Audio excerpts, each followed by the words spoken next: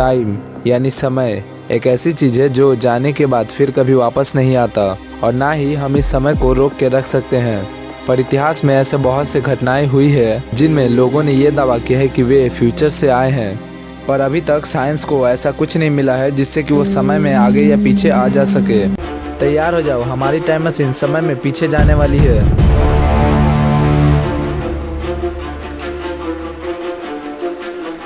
Number 3, A Man Who Comes From Year 2036, 2 नवंबर 2000। एक internet discussion forum जहां पे लोग आपस में बातें करते हैं, उसमें एक नया अकाउंट ज्वाइंट हुआ जिसका नाम था जॉन टैटोर। जॉन टैटोर एक ऐसा इंसान है जो कि ये दावा करता है कि वो साल 2036 से आया है। उसने उस डिस्कशन में ये पोस्ट किया, नमस्ते, मैं एक टाइम ट्रैवलर हूँ जो कि साल 2036 से आया हूँ और इससे पहले साल 1975 में गया था एक IBM 5100 कंप्यूटर लेने, क्योंकि हमारी टीम को 2036 में उस कंप्यूटर की बहुत ज़्यादा ज़रूरत थी और 1975 से 2036 में वापस जाते समय मैं बीच में साल 2000 में रुक गया हूँ, क्योंकि मुझे देखना है कि पास्ट कैसा था और साथ ही Y2K नाम की एक कंप्यूटर प्रॉब्लम को भी मुझे देखना था। इस मैसेज को पढ़ने के बाद सभी अचंभित हो गए।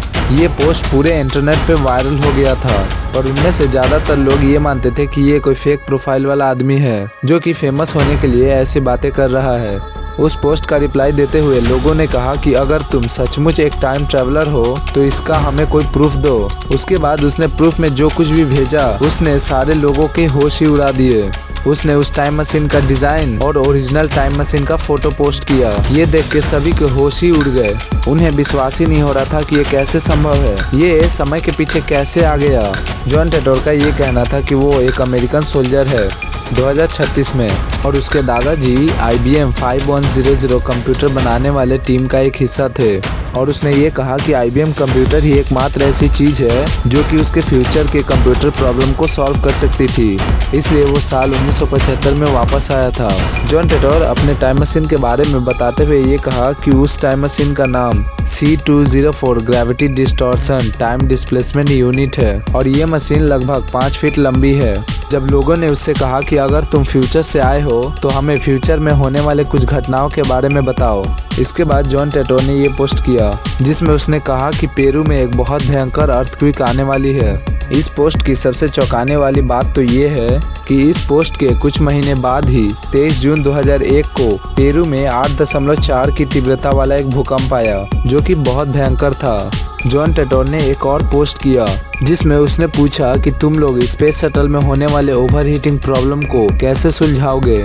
ये एक तरह का वार्निंग था क्योंकि फ्यूचर में इसके चलते बहुत बड़ा हादसा होने वाला था। इस पोस्ट के कुछ साल बाद ही फरवरी 2003 में कोलंबिया स्पेस शटल इसी समस्या की वजह से दुर्घटनाग्रस्त हो गया और उसमें बैठे क्रू मेंबर्स की मौत हो गई। जॉन ने ऐसे ही बहुत से भविष्यवाणियां की जिसमें से कुछ गलत साबित हुए और कुछ सही, यानी लगभग उसकी आधी बातें सच साबित हुई और आधी झूठी।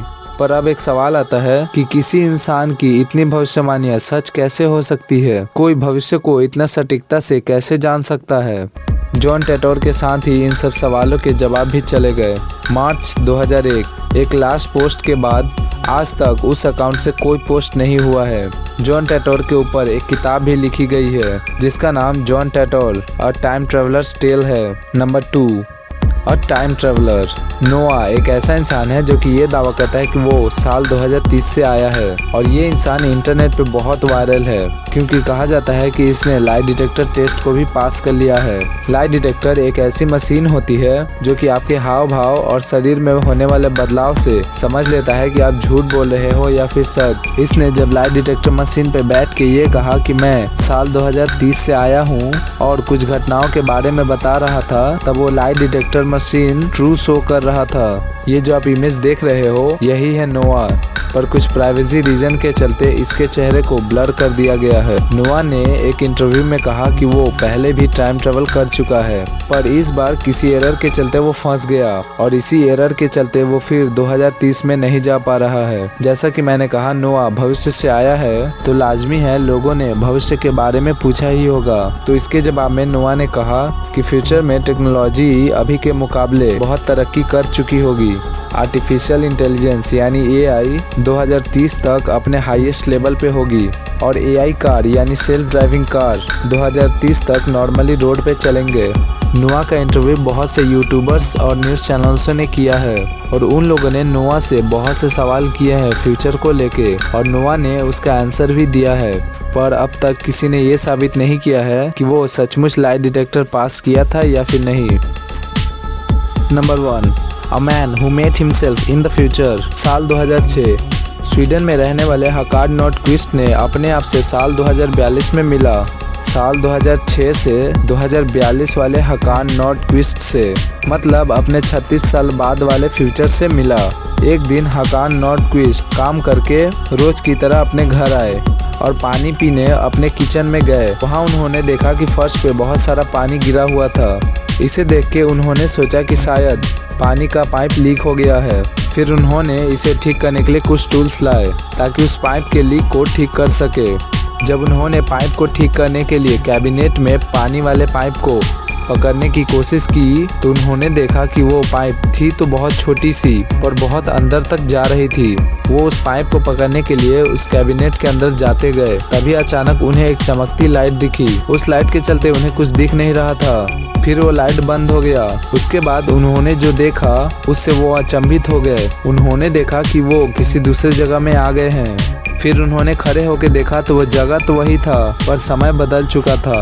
वहाँ पे उन्होंने अपने आप को देखा जो कि 36 साल बाद वाला हकार्ड नॉर्डक्विस्ट था और ये साल 2042 था। मतलब वो साल 2006 से 2042 में एक किचन के कैबिनेट के मदद से आ गए थे। वहाँ पे उन्होंने अपने आप को 70 साल की उम्र में देखा।